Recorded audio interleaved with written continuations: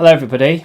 Today we're going to talk about our rights when it comes to having a mandatory vaccine. The UK COVID laws were changed just before all this kind of kicked off, and one of the words that was used was mandatory vaccination, so I wanted to have a look into see what that meant. Mandatory usually means an order of some kind, and when it comes to communicable events, I wanted to know what that meant, really. So I went and found a British Journal of Medical Practitioners article, and it says, the right to consent, is it absolute? So that's what you're looking for if you want to look this up. It has a legal framework, and it reads, a medical intervention without valid informed consent is a criminal offence, and the physician can be charged with battery. Examples of such situations include treatment against the patient's will, different treatment than the one consented for, and treatment after consenting deliberately with wrong information. And this is governed by the General Medical Council.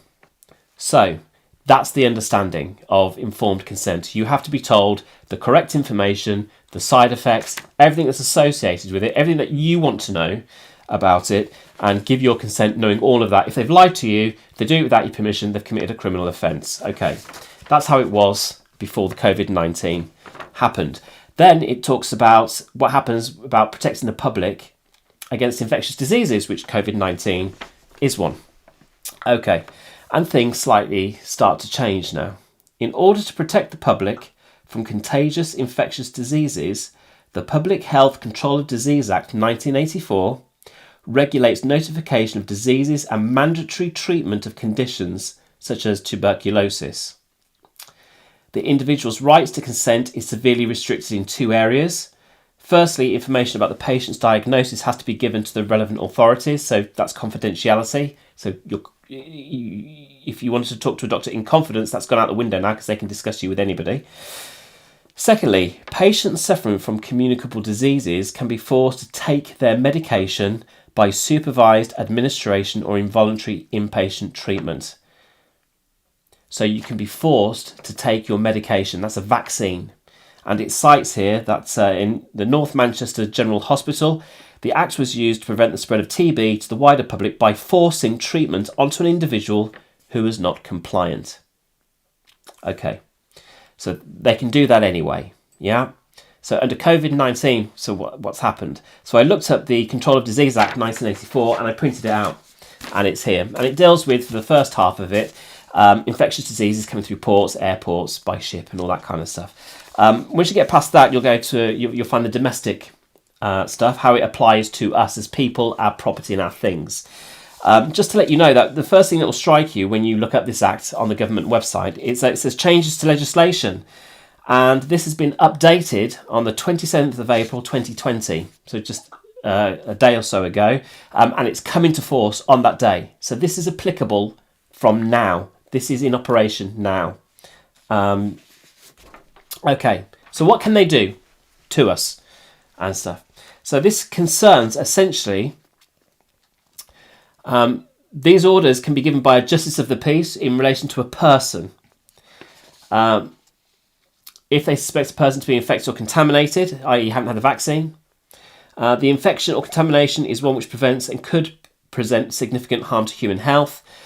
There is a risk that the person might infect or contaminate others, and it is necessary to make the order in order to remove and reduce the risk. Okay, so that's why they're doing it. So what happens to us? So we have to submit to a medical examination. We can be removed to a hospital or other suitable establishment, taken from your home and taken to a hospital or other detention centre area. Be detained in a hospital or other suitable establishment. So that's what they've just said, is that inpatient treatment, but this is saying you can be detained. And there's a bit more detail later on explaining that. To be kept in isolation or quarantine, you may be disinfected or contaminated. A person wear protective clothing, so that's like an all-in-one jumpsuit, like in Guantanamo Bay or something. Person provide information or answer questions about person's health or other circumstances. A person's health be monitored and results reported. A person attending training or advice sessions, how to reduce the risk of infecting or contaminating others. Well, that's room 101, isn't it? Re-education, which you'll be subjected to. A person be subjected to restrictions on where a person goes or whom they associate with, and a person abstains from work or trading. And then it goes on essentially to talk about, again, sort of risk to human health and what have you. So they keep repeating that. So that's what can happen to you. And we'll go back in a bit more detail in a second. But I just quickly wanted to go through this and to let you know what's happening and what's going to be happening to us from the 27th of April. So when it comes to your possessions, your things, it says they can seize or retain your things. The thing be kept in isolation or quarantine. The thing be disinfected or decontaminated. And the thing be destroyed or disposed of. So that's your things, that's your personal property. Whatever you've touched, because you're a contaminated or infected person, whatever you touch, whatever it is, can be taken. That's all your things in your house. Everything they can take. But what happens to the owner? Well, the owner of the thing, or any person who has had any custody or control of the thing, friends have been in your house, someone's been in your house, your mum's been in your house, it relates to them. Everything. If someone has touched any part of your property, it refers to them. So what do they have to do? You have to provide information or answer questions about the thing, including in particular information or questions about where the thing has been or about the identity of any related person or the whereabouts of any related thing. So you are going to be interrogated. And then it goes on to say about buildings. So much of the same applies to buildings. So they can close your place of business down, stop you from trading, to remove the risk. And then it says, in the case of a conveyance or a movable structure, it can be detained. So if you've got a mobile business or anything like that, it can be detained by the state. And then it can be disinfected or decontaminated. Or in the case of a building, conveyance or structure, the premises be destroyed. So they can take all your things and they can then destroy your premises. We go on. It talks about thing of groups. So everything applies to people. They can take you. They can medically examine you, give you force the medication on you, all that. And then it talks about arrest, seizure of things, property with no notice to be given. And so essentially all that can happen, but they don't have to tell you that they're going to do it. They don't have to give you notice. If a justice of the peace considers it necessary to do so, the justice may make order without a person having been given such notice. So it deals with a person with parental responsibilities, husbands and wives. It deals with society, essentially, that they don't have to give you notice. They can just take you. So they've also they've given themselves powers to invent offences. So they can invent an offence, create an offence, they call it in here. They can create an offence for anything that they desire. And also they have given themselves the power for this to be enforced permanently. There is no suggestion here that this is anything temporary. So let's talk about enforcement. So what happens how do you commit a crime now? A person commits an offence if the person fails without reasonable excuse to comply with restriction or requirement imposed by the order, willfully obstructs anyone acting in the execution of the order. So if you say, no, you don't want the vaccine, they can't deliver the vaccine to you, you've committed an offence. You don't have to be violent, you don't have to, all you have to do is fail to give a reasonable excuse. Why don't you want it? Because I don't know what's in it. You're having it. No, I'm not.